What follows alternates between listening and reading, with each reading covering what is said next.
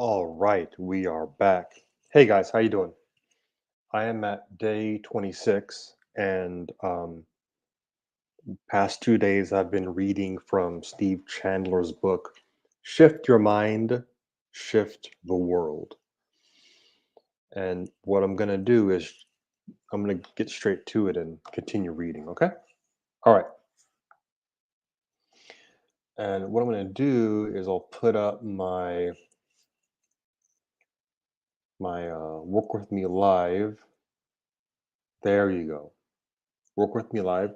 So Um, if nobody comes on, I'm just gonna read for about 10 or 15 minutes. Let's go and get straight to it.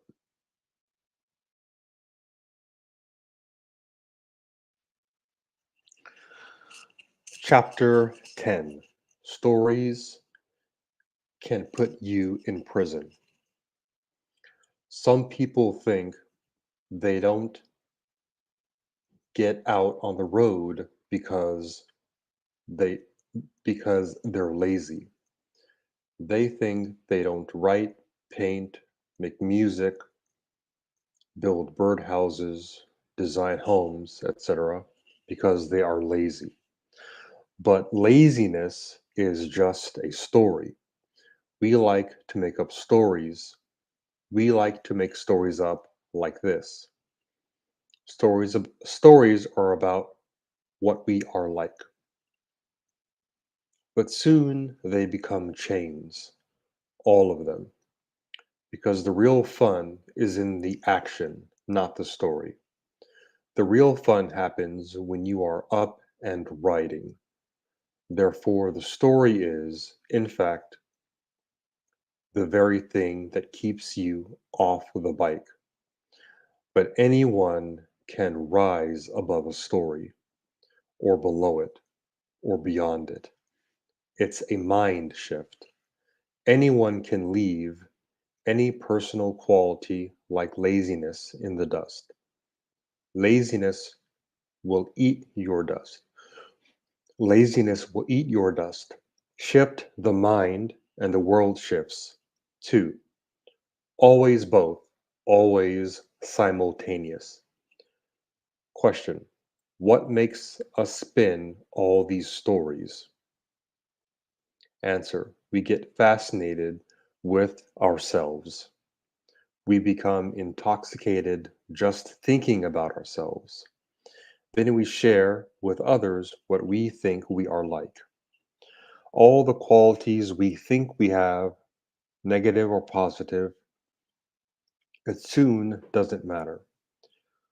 Lots of people even brag about being lazy. I was just too lazy to do that. I'm so lazy. Ha ha ha. I was going to do that, but I was too lazy. I'm also too lazy to work out. I'm too lazy to learn a foreign language, so I'm going to take an interpreter with me when I go to that country. I know. I've been appointed ambassador. It will probably be more professional of me if I learned the language of the country I was going to be in. But I'll have interpreters all around me. So let's just do it that way. I'm lazy. But you knew that. You knew that, didn't you? Have I told you about myself? Pull up a chair. It's amazing how many American ambassadors refuse to learn the language of the country they are in. They say things like, I'm not good at languages. But to themselves or to their family, they'll say, I'm just too lazy to learn it. I admit it. I've always been lazy, goes way back, all the way back. As a fetus, I was lazy. All these lazy personality traits we adopt are merely facets of fear, because when we are in joyful and pure action, or joyful and pure relaxation, there is no fixed personality anymore. Certainly no laziness.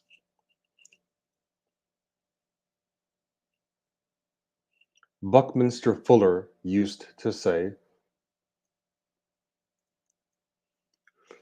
I seem to be a verb. Hmm. Maybe you were not too lazy to do that one thing in your life you always wanted to do. Maybe you were afraid of something. But once you see that, your mind is open. And the mind that is open will always shift. Chapter 11. How do I set myself free? Truth is beauty, and beauty sets you free. Beautiful movement, like that of a dancer or an athlete, can be where your awareness of freedom comes from. It can also come from venturing forth, going places I didn't know I could go. Happiness is not some kind of pleasure I get eating chocolate bunnies or binge watching vampire shows. That is not really happiness. This may feel like short term pleasure, but it is often used to get myself out of my personal thinking and storytelling temporarily. Spinning and then believing a story of laziness is a way of lying low instead of rising up. So when I'm too lazy to make my calls, I'm lying low instead of rising up. I am hanging back instead of venturing forth. That's what my laziness story really is. It's a pause button, it's a retreat into passivity, it's a retreat into the seeming illusion, the false illusion. Illusions are false by definition, aren't they? That hanging back or lying low is safer for me than venturing forth. When you see a person on the couch, and and rather than being out on Saturday going to his son's game, helping his neighbors, cleaning the yard, painting the birdhouse, taking a long walk, doing wonderful things, active things, the person is instead on the couch vegging out. And we say he's lazy, but really, deep down, he wants to hang back rather than venture forth for safety's sake. On the other hand, the great dance teacher Martha Graham said, I am a dancer. I believe that we learn by practice, whether it means to learn to dance by practicing dancing or to learn to live by practicing living. The principles are the same. Most people would never practice living, ever. They are too busy trying to please others to enact and practice a vision of their own, not realizing that the very thing they might practice, like a Martha Graham ballet or a Steph Curry jump shot, becomes the most pleasing thing in the world for others to behold.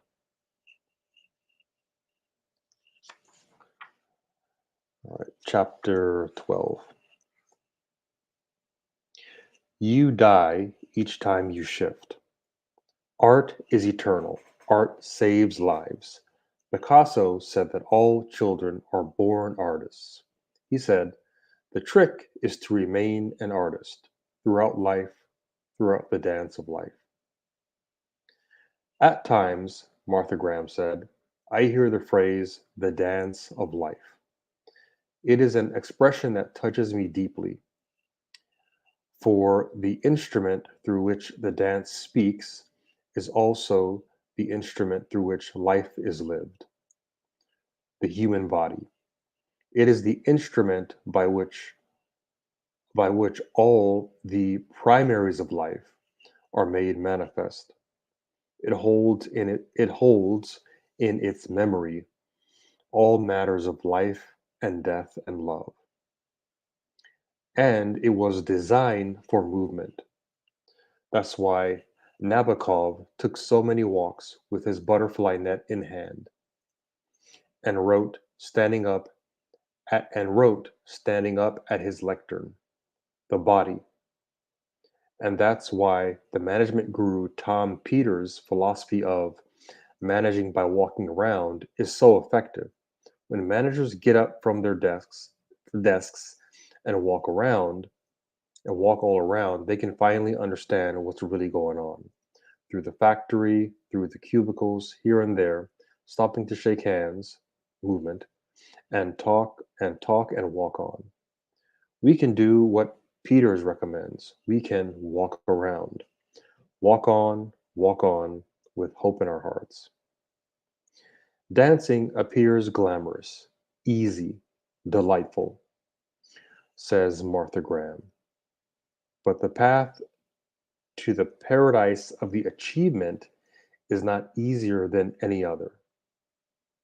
There is fatigue so great that the body cries, even in its sleep. There are times of complete frustration. There are daily small deaths. Then I need all the comfort that practice has stored in my memory, a tenacity of faith. Daily small deaths. How beautiful that is. Die a few times before you die. I don't just want to call myself lazy and not understand the fear beneath it. I want to see it for what it is. Then I might just replace it with action. You can replace any fear with action. Replace it. Throw the story out, get into action.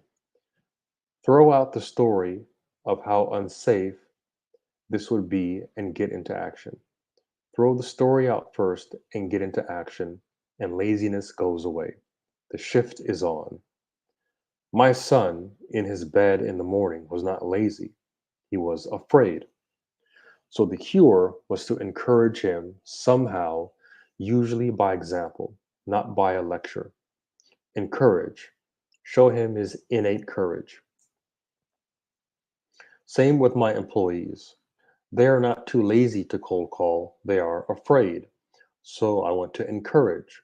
When you encourage someone, you help them find the courage that's already there so they can use it. Laziness is not a factor here. Fear is the only factor until the shift, until the shift, because all fear lives in the mind. It's never out there in the scary world.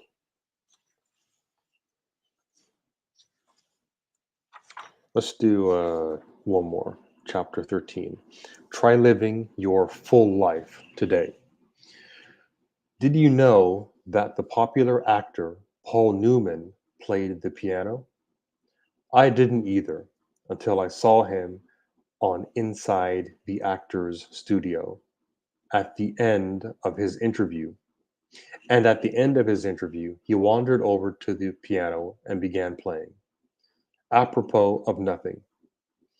He also made salad dressing, Newman's own, and raced cars, and gave a ton of money to charity, and devoted lots of time to good causes, and stayed married to his wife all those decades, and was such a beautiful expression of the life force.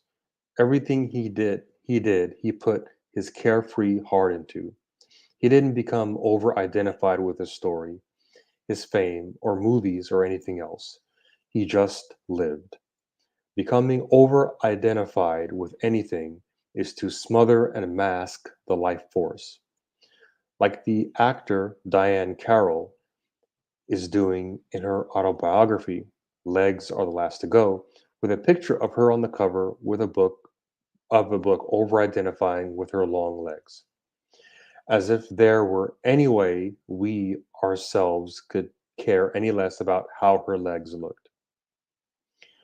This is a grotesque age of juvenile narcissism, especially from adults. There's an exaggerated, neurotic focus on what other people think of how we look, extreme and gross dependence on the approval of others. Why not spend some time alone?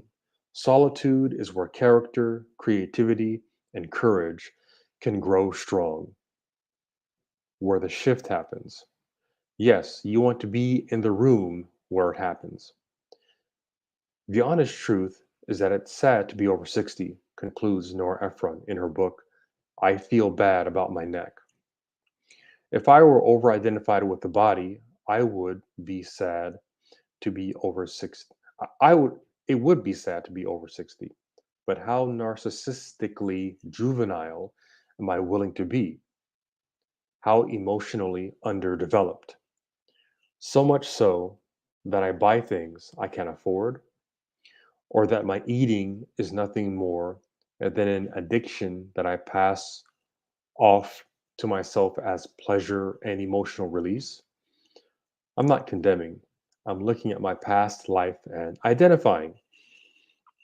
I can allow a shift beyond this limited and limiting thinking. I can see this life turn around. Let all shifts begin with me. All right, guys. Um, that's all I'm going to read for tonight. I'm coughing a little bit. Um, I will see you guys tomorrow night. We will read more of Shift Your Mind, Shift the World. If you don't have this book, this is an excellent book. Steve Chandler writes books that are easy to read. It's like the easiest books in the world to read. And he has a lot of them. You should read as many of them as you can. It's like free therapy, basically, right? All right, guys. I'm going to end the stream. And thank you for checking in. And I will see you tomorrow night.